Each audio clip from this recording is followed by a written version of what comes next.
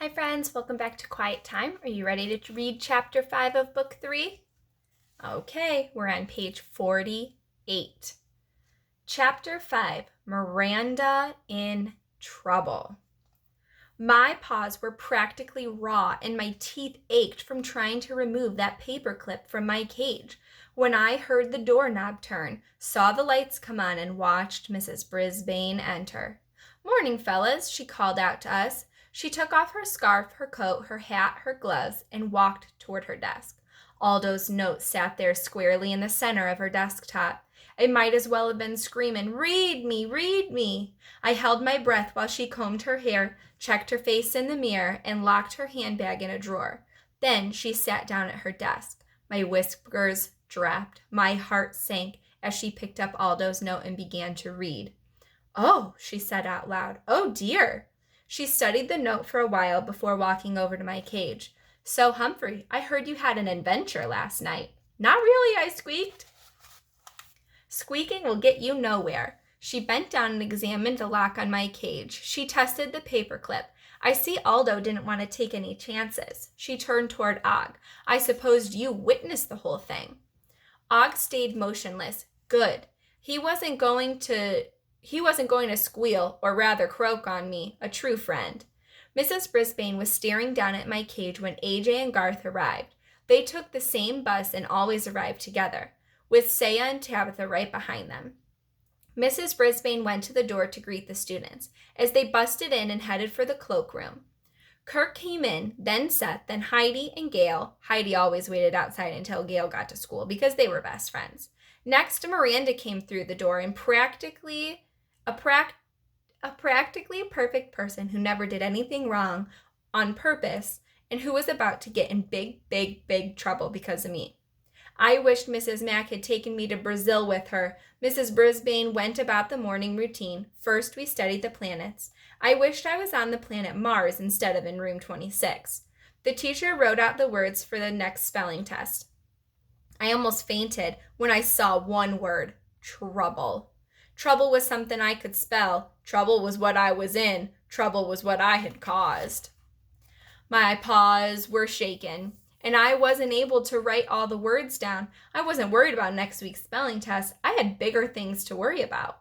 By mid-morning, Mrs. Brisbane still had not mentioned the incident from the night before. Maybe she didn't believe Aldo's note, but that couldn't be because everybody trusted Aldo and knew he wouldn't lie. "Og, are you worried about Miranda?" I squeaked when the classroom was empty at recess. "Boing," was his clear and obvious answer. Of course he was worried. I wished I was a frog in a glass house instead of a hamster in a cage with a silly lock that doesn't lock. After recess, I was so concerned about my troubles, I hardly noticed Paul when he came in and sat down for math. My fellow classmates didn't either. I did notice him when math was over. He paused at the door and stared at the list of jobs on the board before quietly leaving the room. Then came the moment of truth, except it wasn't the truth. It was all a big mistake. Mrs. Brisbane said, "Citizens of Humphreyville, please come to order." She spoke in her most serious and important voice. "It is time to review the status of our community and the jobs you're all doing. As far as I can see, you all performed your duties as required yesterday, except for one of you. I'm afraid one of you neglected your responsibility, and there could have been a disastrous outcome." My fellow classmates were clearly surprised. I glanced at Miranda's face, so totally innocent. I had to look away. I wondered if I could go back to live at Panorama where I came from. "Miranda, you were in charge of Og and Humphrey yesterday." Suddenly, nice Mrs. Brisbane turned into the unsmiling Mrs. Brisbane, the way she was when I first met her. "Yes," Miranda answered. "Last night, Mr. Amato, the custodian, found Humphrey out of his cage. Luckily, he hadn't fallen off the table or broke his neck, and Aldo put him back in the cage and locked it. It's obviously that you weren't careful when you locked his cage yesterday." Miranda looked as sick as I felt. "But I did lock the cage," said Miranda. "I remember." "Then how do you think Humphrey got out? Do you think someone else in this class unlocked the cage?" Miranda looked confused. "No, of course not. It was your responsibility. In the end, you are the one who is accountable." Miranda was blinking hard. I remember locking the cage, she said softly. Yeah, she did, I squeaked loudly, desperately wishing someone could understand me just this once. Boing, Og chimed in. Mrs. Brisbane ignored us. I want you to think about how serious this is. Humphrey might have ended up stuck behind a cabinet or even gotten out in the hallway. We may have never found him again. He might have even starved to death. My whiskers quivered and my body shivered until I remembered that I'd been out of my cage many times and none of those things had happened. In fact, I'd performed some pretty brave acts, and if I do say so myself. In a real community, a person who doesn't do his or her job well gets fired. I'm afraid I'm going to have to fire you, Miranda. Oh, no. Mandy's hand shot up in the air and Mrs. Brisbane called on her. You can get fired even if you're good at your job, like if your company closes down. That's true, Mandy. That's different. Miranda is losing her job because she didn't fulfill her responsibilities, said the teacher. Now, Kirk, I'll make you the animal keeper. Kirk made a great roaring noise like a lion, and a few kids giggled. Mrs. Brisbane did not giggle. She frowned at Kirk and continued. Art, you can be the door monitor. Miranda, you will get no points for this job, but I will give you another chance. You can take Art's job as energy monitor. However, there will be consequences for your carelessness, said the teacher. I knew Mrs. Brisbane wasn't a bad person. She was a good person, but she was doing a bad thing. Miranda covered her face with her hands, and we could all hear her crying. What am I supposed to do? Asked Art. Pay attention, Art, said Mrs. Brisbane, who by now was in a very bad mood. You will be in charge of opening and closing the door at recess, lunch, and at the end of the day, she said. Miranda, you may go to the restroom and wash your face. Miranda raced out of the room, sobbing. My heart was aching. I was afraid it was breaking. Because of me, Miranda was crying. Because of me, her grade went down. I was nothing but trouble. Usually when my classmates eat lunch, I take a good nap. Today I paced back and forth in my cage until Mrs. Brisbane came over. Humphrey, let me check this lock.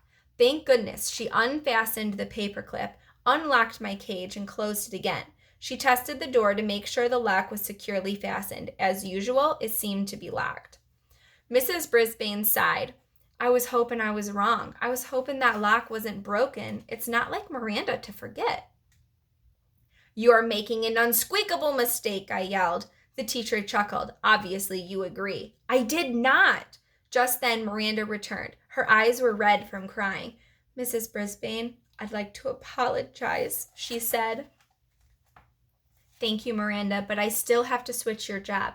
I know. I'd just like to say I'm Humphrey to you and to Humphrey. If anything ever happened to Humphrey, her eyes filled with tears again. Everybody makes mistakes. Let's move on from here, okay? You go on to lunch. Miranda nodded and went to get her lunch bag. When she returned from the cloakroom, she stopped by my cage and whispered, I'm so sorry, Humphrey. What Mrs. Brisbane said was true. Everyone makes mistakes, only in this case, it was the teacher making the mistake, not Miranda, all because of me.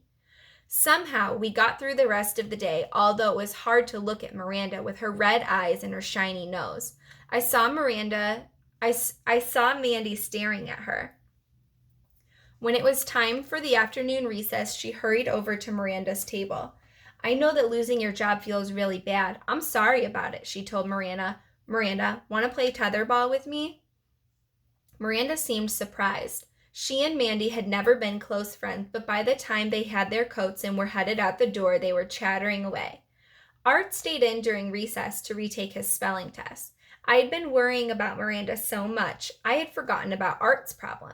He hadn't done a good job as energy monitor, but Mrs. Brisbane didn't know about that. I was worried that Art had forgotten to study for his test again. I had to hide in my sleeping hut so I couldn't hear Mrs. Brisbane read the words for him. Please, please, please, I thought. Please let Art pass this test. I couldn't hear Mrs. Brisbane very well, but I certainly did hear Og when he let out a long series of bongs, 4 or 5 at least. I darted out in time to see Mrs. Brisbane smile at Art.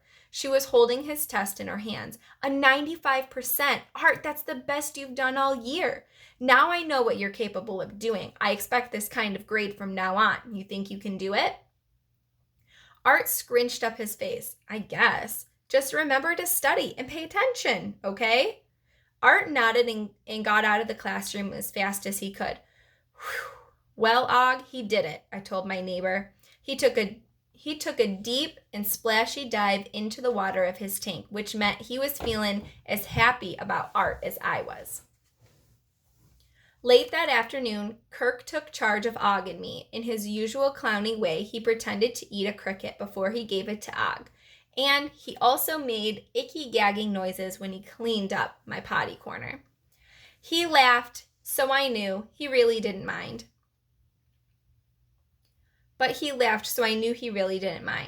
When he was finished and the students were doing silent reading, Mrs. Brisbane quietly slipped over to my cage and checked again to see that the lock was locked. It was, or at least it seemed to be. At last, the long and difficult day was over. Greatly relieved when Miranda waited. The long day was over. I was greatly relieved when Miranda waited until everyone had left the classroom and carefully turned off the lights. They didn't come on again until Aldo arrived that night. Give a cheer, 'cause Aldo's here, he said, but I wasn't feeling too cheery. I was a tiny bit mad at him for writing that note to Mrs. Brisbane, although I knew he meant well. Glad to see you back in your cage, Aldo told me. It's a dangerous world out here, you know. After all my fur-raising adventures, I didn't need anyone to tell me that. Aldo jiggled my cage door the way humans always do. Nice and snug tonight, he said. I guess Mrs. Brisbane got my note. She got his note all right. I just hoped Miranda wasn't still crying.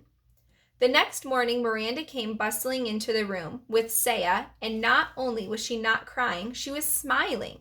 I guess I still have a lot to learn about human behavior. Seeing Miranda laugh made me feel a lot better. Later, though, when she passed by my cage, she looked serious again, and stared at me for a few seconds. I'm sorry, I squeaked. She blinked hard and turned away for the rest of the day. She didn't cry, but she was a quieter Miranda than usual. My words can't come out straight today, friends. However, my other friends were anything but. They were so caught up in their jobs, it was hard for them to concentrate on anything else. In the middle of science, Heidi leapt up, grabbed a pencil out of Richie's hand, and ran off to sharpen it. Mandy spent some more time writing up messy table notices than she did labeling the planets. Mrs. Brisbane did her best to try to keep things under control. When it was time for math, Paul slipped into class as quietly as ever. Mrs. Brisbane handed out homework papers, and when she saw his grade, Art rolled his eyes and suddenly looked smarter than Paul. When Mrs. Brisbane asked if there were any questions, Miranda's hand shot up. It's pretty sunny outside. I was thinking that we could probably turn off the lights for a while and save some energy. Usually when somebody asks a question that's completely off the subject, Mrs. Brisbane isn't too happy about it. This time she smiled. Well, I suppose we could do without lights for a little while. Thank you, Miranda. I'll add some extra points to your job evaluation for thinking of it. Miranda acted more like her old golden self. That was good, but there was something else that was bad. At the end of the day, Art forgot to shut the door when he left. Mrs. Brisbane called him back and told him she had to deduct 2 points off his job score. Art was pretty upset. Does this mean I don't get to take Humphrey home this weekend? This is the last page of chapter 5. So that's whose house I'd be visiting on Friday night. Mrs. Brisbane sighed and thought it over. No, you can take Humphrey home if you remember to close the door every single time tomorrow. Gee, thanks, Art said, carefully closing the door behind him as he left. That night, I tried to figure out how I could fix things for Miranda. I was usually good at fixing things. I needed a plan. Og, I have a brilliant idea, I squeaked out loudly. I'll get out of my cage tonight so Mrs. Brisbane will know Miranda didn't make a mistake. Boing, said Og, and then slid into the water and splashed wildly. I don't think he liked that idea. I thought it over some more. My gosh, you're right, Og. Kirk will get in trouble, and I don't want that to happen. There have been enough kids in trouble this week. I stayed in my cage the whole night. Aldo came and went, cleaning, reading, and eating. Everything looked completely normal. Too bad it didn't feel that way. And then the newspaper title at the end of this book is Humphreyville citizens are to remain, oh my goodness, those words left me again. Humphreyville citizens are reminded to obey the rules. Consequences for not doing a job are highlighted. The Humphreyville Herald. All right, that's the end of chapter 5. We will read chapter 6 tomorrow. Have a good rest, friends.